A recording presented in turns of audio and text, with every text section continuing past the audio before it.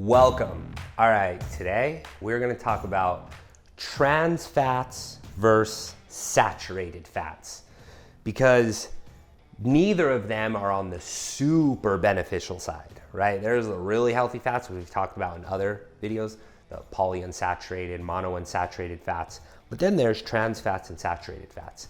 And here's what you need to know.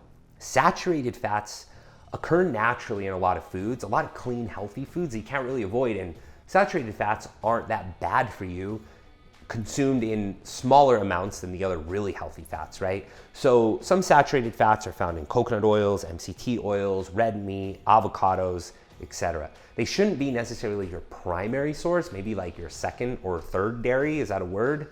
Source of fats. And they serve their function, but too much saturated fat, probably not a good idea. But just like anything else, too much of anything can be bad, right? So saturated fats, not so bad. Trans fat, that's a big no-no. We don't want trans fat. Trans fat are literally, I could literally say they are bad because trans fats go through a processing, hydrogenation. Let me reframe that a little bit. Trans fats are processed, just like processed sugar, processed foods, things that are not made by man. It is a manipulated version of fat. Trans fats can cook at really high temperatures. They can fry things in fryers. They don't burn off like some of the other oils, like avocado oil or extra virgin olive oil. They're used to cook bad foods, especially fried foods. That's really where trans fats, it's a reason why they were kind of invented and utilized, was to create your fried foods and your baked goods and things like that, things that require really high temperatures to cook and usually taste good, but not good for you. Trans fat, your body, trust me, hates it. Now, can your body digest it, absorb it, detox it out? Absolutely. But just like anything else, if you overconsume it over a long period of time, it's going to yield a result. And it's not always a good result, it could be a bad result.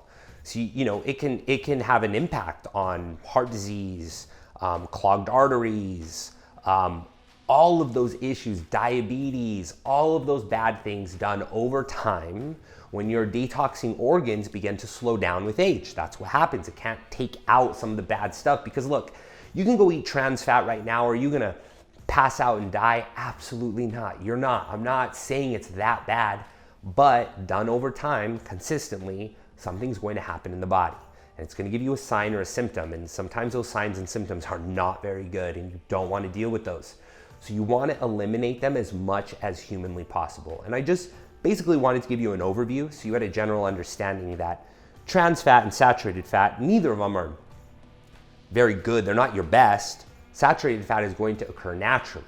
And you're going to consume it. You just don't want to consume a lot of it. You don't want it to be your primary. I don't want you to think too far into it. You just don't want it to be your primary source of fat because the other fats have way more health benefits.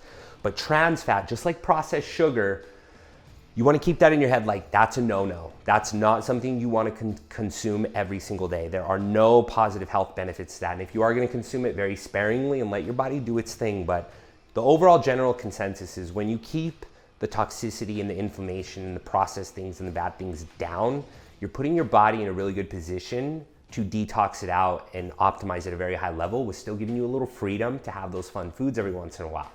You know what I mean? Because that's what our bodies do. They're detoxing machines. But you can't over inundate or else it will give you signs and symptoms and things will shut down. So just wanted to give you a basic understanding of that to help shift your perspective and give you a little bit of education so you can make your own informed choices by yourself. Other than that, that's all I have for today. So thank you very much for watching this video.